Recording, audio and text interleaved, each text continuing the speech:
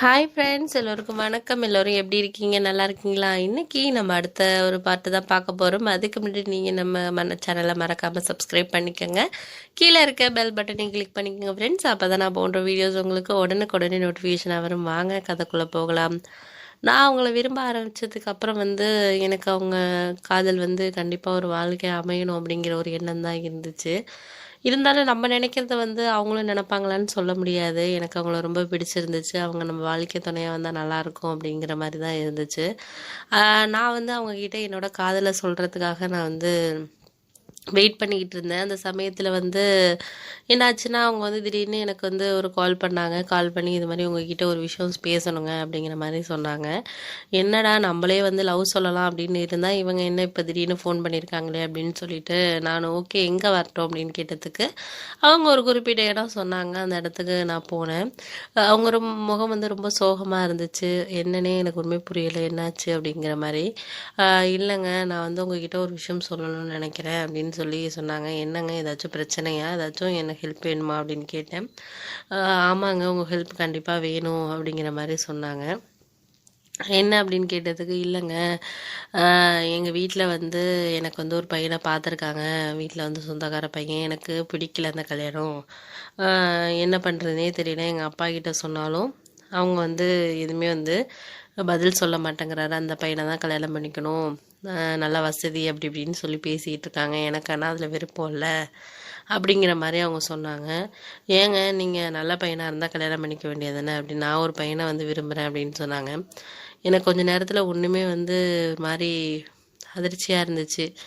என்னடா இது, நம்ம லவ் பண்ணுறேன்னு சொன்னால் இவங்க யாரையோ லவ் பண்ணுறாங்க போல இருக்கே அப்படின்னு சொல்லிட்டு என் மனசு ரொம்ப கஷ்டமாக இருந்துச்சு. அழுக வந்தாலும் நான் அவங்களுக்கு முன்னாடி அழுகாத மாதிரி ஒரு அமைதியாகிட்டேன். அப்புறம் சரி, கொஞ்ச நேரத்தை கழித்து ஒரு 5 நிமிஷம் கழித்து நானே கேட்டேன், யாரை நீங்கள் விரும்புகிறீங்க, அந்த பையன் யார் அப்படின்னு சொல்லி. நம்ம ஆஃபீஸில் தான் இருக்கான் அந்த பையன் கூட அப்படின்னு சொல்லி சொன்னாங்க. யாருங்க அப்படி, உங்களுக்கு கூட தெரியுங்க அந்த பையனை அப்படின்னு சொல்லி சொன்னாங்க. என்னங்க இப்படி சொல்கிறீங்க, யார் நம்ம குரூப்பில் அப்படின்னு சொல்லிட்டு 2-3 பேர் சொன்னேன்.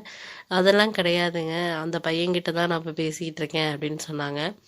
எனக்கு ரொம்ப சந்தோஷமாயிடுச்சு. என்ன சொல்கிறீங்க நீங்கள் அப்படின்னு. ஆமாங்க, நாங்கள் உங்களை தான் விரும்புகிறேன். நானே உங்கள் காதலில் எனக்கு நீங்களும் என்னை விரும்புகிறீங்கிறது எனக்கு ஓரளவு தெரியும். அது உண்மையானன்னு தெரியல, ஆனால் நான் உங்களை விரும்புகிறேங்க அப்படிங்கிற மாதிரி சொன்னாங்க. அப்போ எனக்கு ரொம்ப சந்தோஷமாக இருந்துச்சு. பரவாயில்ல, அவங்களும் நம்மளை விரும்புகிறாங்க அப்படிங்கிறது ரொம்ப சந்தோஷமாக இருந்துச்சு. நானும் உங்களை ரொம்ப சின்சியராக நானும் விரும்பிட்டு தாங்க இருக்கேன் அப்படின்னு சொல்லி அப்புறம் 2 பேரும் பேசிக்கிட்டோம். நீங்கள் ஒன்றும் கவலைப்படாதீங்க, நான் வேணும் உங்கள் அப்பா கிட்டே பேசட்டுமா அப்படின்னு. இல்லை, எங்கள் அப்பா கிட்டே நீங்கள் பேச வேணாம், எங்கள் அப்பாவோட தங்கச்சி ஒருத்தவங்க இருக்காங்க, அவங்க சொன்னால் எங்கள் அப்பா கண்டிப்பாக எல்லா விஷயத்தையும் கேட்பாரு.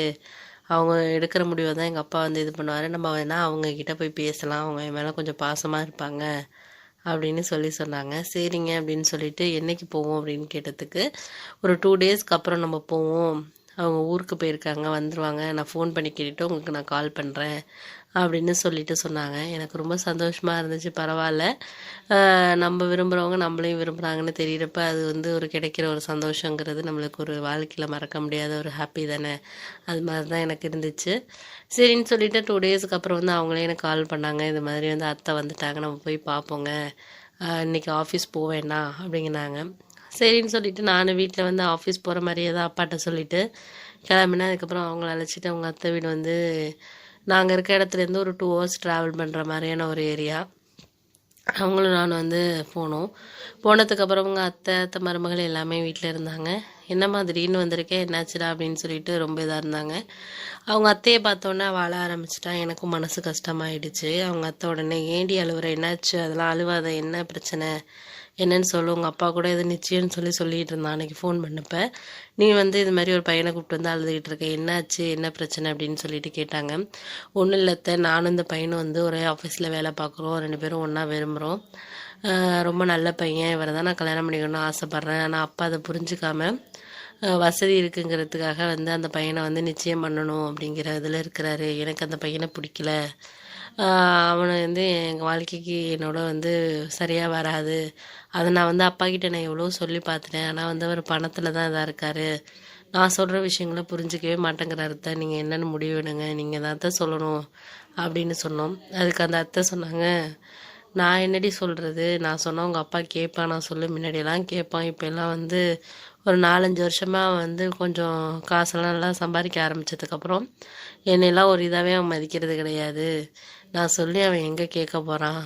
இல்லைத்த நீங்கள் பேசி பாருங்கள் எனக்காக அப்படிங்கிற மாதிரி நாங்கள் சொன்னோம். சரி நான் உனக்காக பேசுகிறேன், நாளைக்கு வீட்டுக்கு நான் வர்றேன், நீ போ அப்படின்னு சொன்னாங்க. கண்டிப்பாக வாங்கத்த அப்படின்னு சொல்லிட்டு அங்கேருந்து கிளம்புனோம். அதுக்கப்புறம் என்ன நடந்துச்சுங்கிறத அடுத்த பகுதியில் நாங்கள் உங்ககிட்ட சொல்கிறோம் ஃப்ரெண்ட்ஸ். தேங்க்ஸ்.